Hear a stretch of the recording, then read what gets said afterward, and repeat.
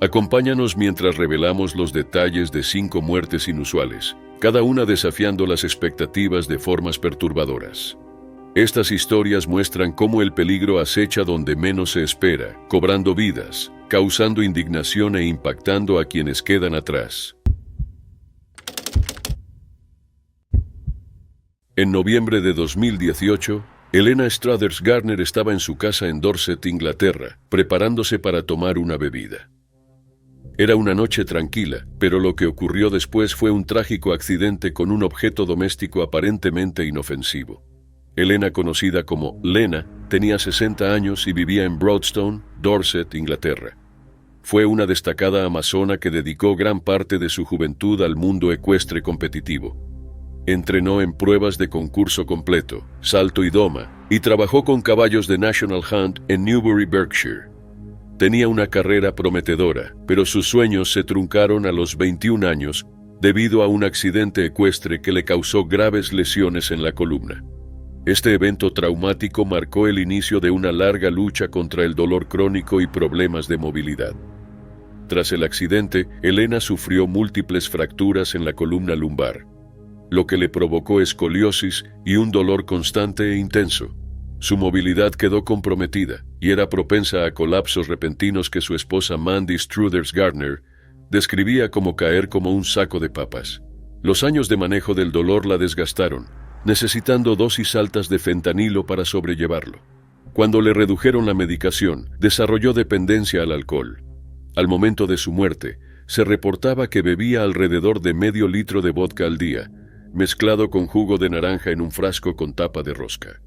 El 22 de noviembre de 2018, Helena estaba en su cocina sosteniendo un vaso tipo frasco con tapa de rosca y una pajilla de metal.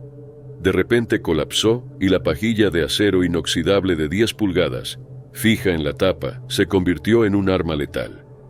La pajilla entró por la cuenca de su ojo izquierdo y perforó su cerebro. Mandy no escuchó la caída, pero encontró a Helena poco después.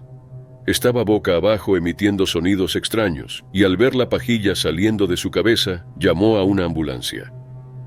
Los paramédicos la llevaron al Hospital General de Southampton, pero la gravedad de las heridas hacía imposible su recuperación. Los especialistas informaron a Mandy que las lesiones eran irreparables, y al día siguiente le retiraron el soporte vital.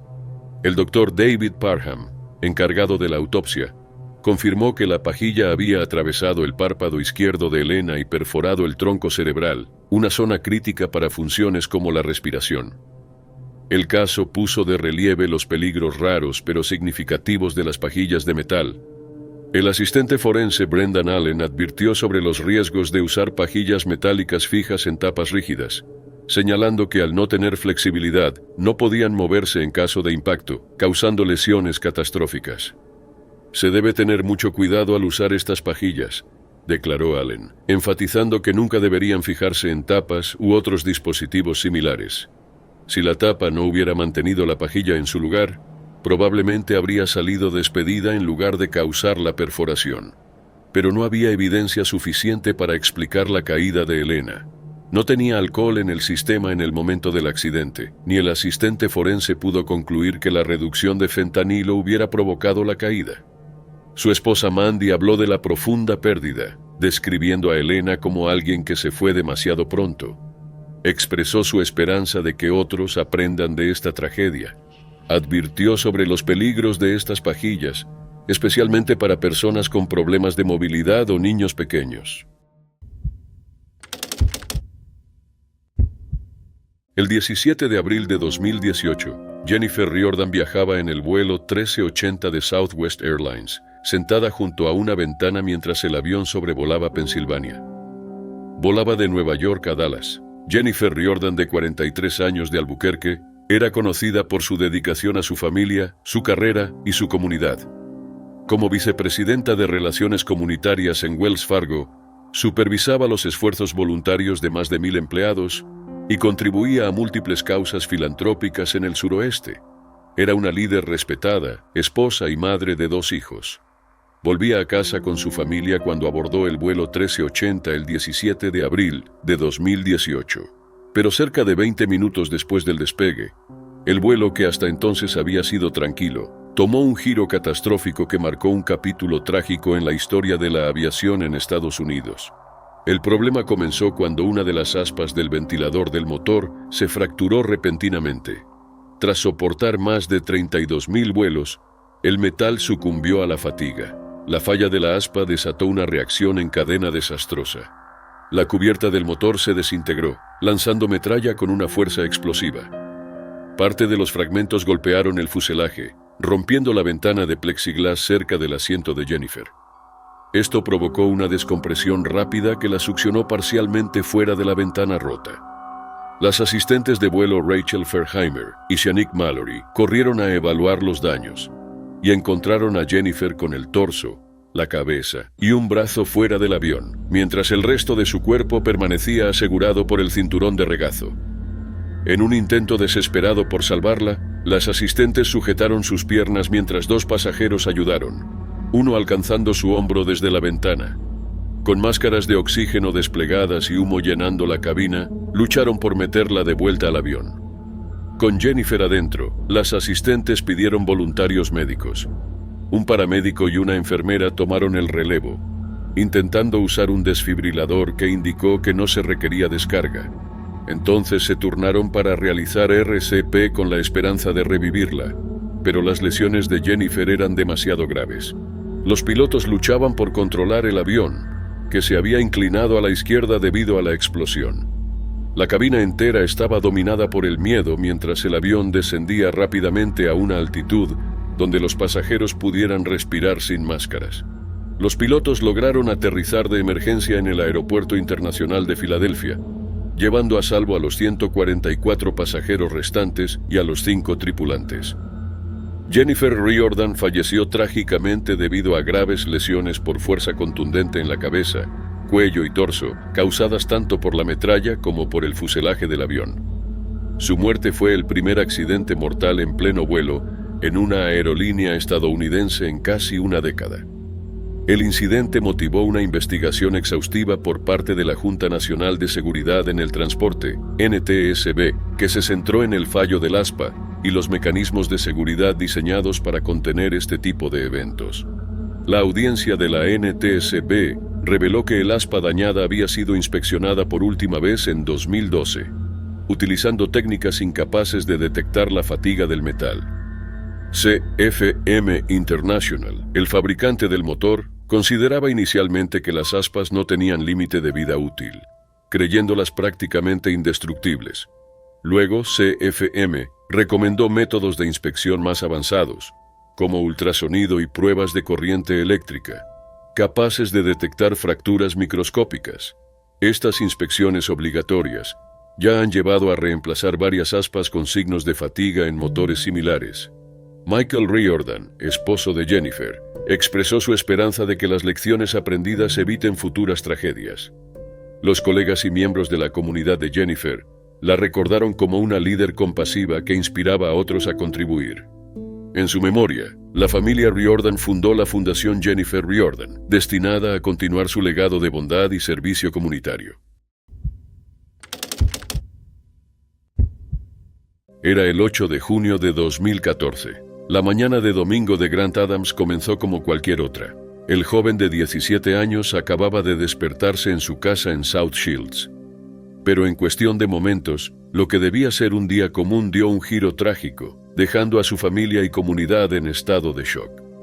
Grant estaba a punto de convertirse en padre, esperando con ansias la llegada de su hija junto a su novia Shauna Gardner de 16 años, quien tenía 7 meses de embarazo. Ya había elegido un nombre para su pequeña, Riquilla. Recientemente había comprado su primer auto y tomaba lecciones de manejo. Se acercaba su cumpleaños número 18 y la promesa de un nuevo capítulo. Vivía con su madre Amanda Smedley de 37 años y compartía su hogar con su hermana Natasha de 20 años, quien también era madre de una niña pequeña. En aquella mañana de domingo, Grant acababa de levantarse de la cama cuando tropezó con un cable en su habitación, ubicada en el 3er piso. En un giro del destino, perdió el equilibrio y cayó sobre una cama solar portátil que su madre había guardado en su cuarto. El impacto fue devastador.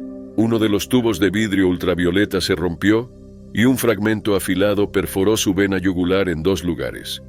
Intentó sacar el vidrio de su cuello en estado de shock, lo que agravó la lesión, y se dirigió hacia las escaleras buscando ayuda. Pero la herida era demasiado grave, y Grant se desplomó al pie de las escaleras, donde su madre lo encontró minutos después en un charco de sangre. Amanda escuchó los ruidos desde el piso de arriba y corrió hacia su hijo, encontrándolo sangrando profusamente. Pidió ayuda mientras su pareja intentaba detener la hemorragia hasta que llegaron los paramédicos. Los servicios de emergencia, incluida la ambulancia aérea Great North, atendieron Grant en el lugar alrededor de las 9 de la mañana.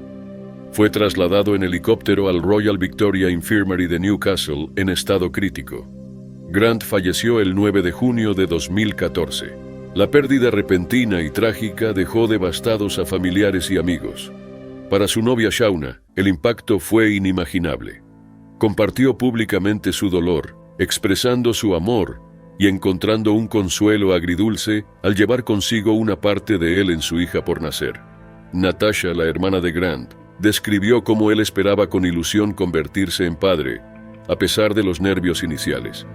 Ahora la familia ve en Shauna y la bebé Rquilla los últimos vínculos con Grant, aferrándose a ellas como recordatorio del joven vibrante que perdieron. Los amigos y la comunidad de South Shields quedaron atónitos ante la noticia, luchando por entender cómo un accidente tan inusual y desgarrador pudo arrebatar la vida de un joven lleno de promesas al borde de la adultez. Grant era conocido como un adolescente activo y entusiasta, amante del boxeo y de los momentos con sus seres queridos. Natasha recordó cómo su hermano había superado numerosos accidentes, incluyendo caídas en moto y otros incidentes típicos de adolescentes, y que parecía impensable que algo tan inesperado como una caída sobre una cama solar pudiera resultar fatal. Tras su fallecimiento, los órganos de Grant fueron donados.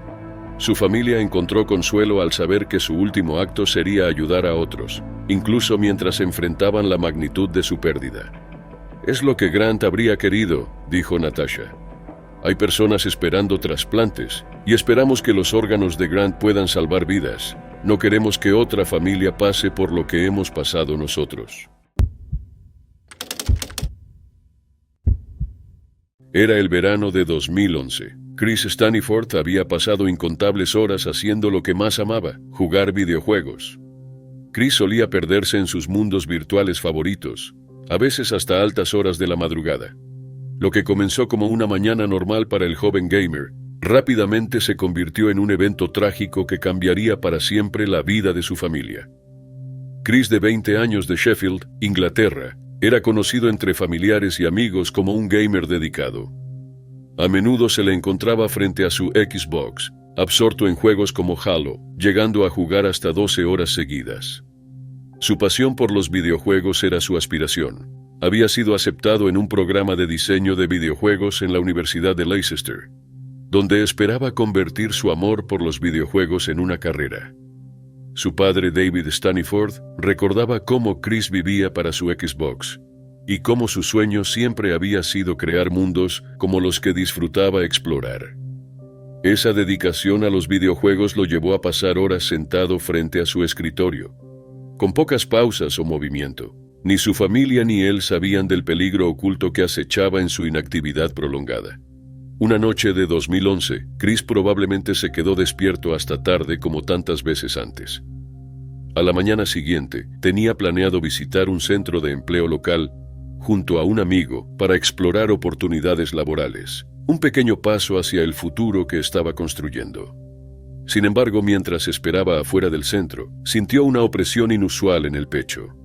Su amigo recordó más tarde que Chris había mencionado dolores extraños, pero no les dio importancia. Chris dejó caer un paquete de chicles. Al agacharse para recogerlo, comenzó a convulsionar de repente.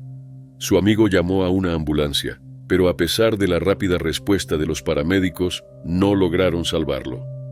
Al llegar al hospital, Chris había fallecido debido a una condición comúnmente asociada con los viajes largos: trombosis venosa profunda o TVP. Esto ocurre cuando un coágulo de sangre se forma en una vena profunda, típicamente en la pierna, debido a largos periodos de inmovilidad.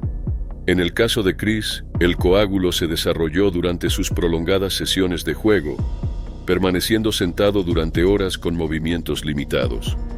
El coágulo viajó a sus pulmones provocando una embolia pulmonar, un bloqueo en la arteria principal que lleva sangre oxigenada a los pulmones.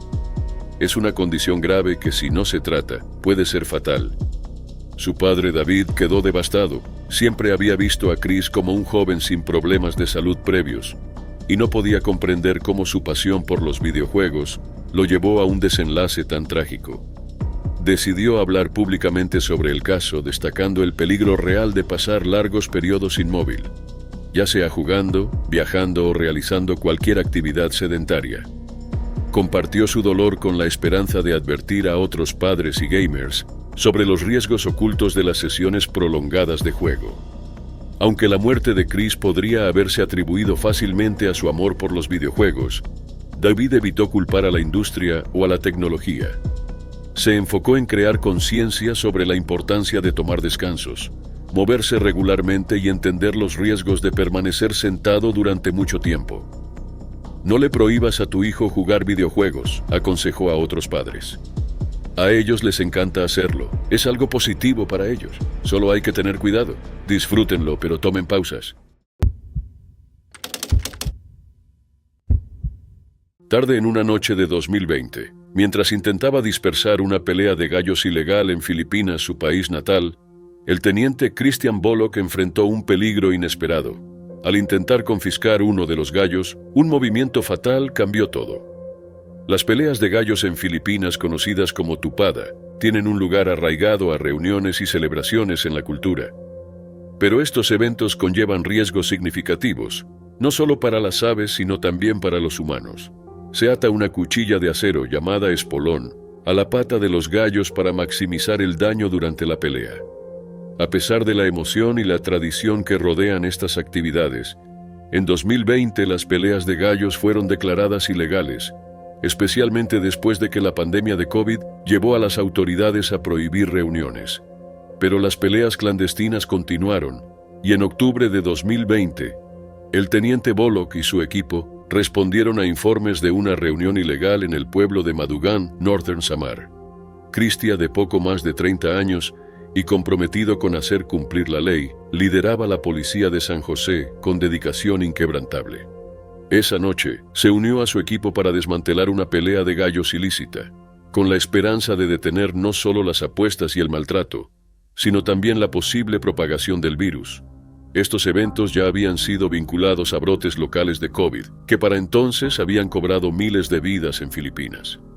Fue al intentar confiscar uno de los gallos que el espolón del animal, una cuchilla metálica y afilada atada a su pata, cortó su muslo superior, perforando la arteria femoral. Este vaso sanguíneo crítico provocó una rápida e incontrolable pérdida de sangre. Los compañeros de Christian intentaron auxiliarlo. Usaron un trozo de tela para improvisar un torniquete, pero con recursos limitados y poco tiempo, no lograron detener la hemorragia. En cuestión de minutos la pérdida de sangre era peligrosa, y llamaron a los paramédicos para trasladarlo de urgencia al hospital provincial. Fue declarado muerto al llegar. La cuchilla del gallo había causado un trauma fatal, subrayando los graves peligros asociados con las peleas de gallos, riesgos que iban mucho más allá del ruedo. Edwin Ong Chuan, gobernador de Northern Samar, expresó su pesar y frustración, destacando la pérdida de un oficial dedicado, cuya entrega al hacer cumplir las regulaciones de salud y seguridad le costó la vida. Ong Chuan señaló que el equipo había tomado todas las precauciones posibles esa noche, plenamente consciente de los riesgos que enfrentaban durante la redada. Lamentamos junto a nuestra policía provincial la pérdida de un oficial tan comprometido y desinteresado, comentó Ong Chuan, reconociendo el sacrificio de Christian al proteger a su comunidad. Para honrar su servicio, el gobierno local ofreció apoyo a su familia, asegurándose de que no enfrentaran solo su dolor.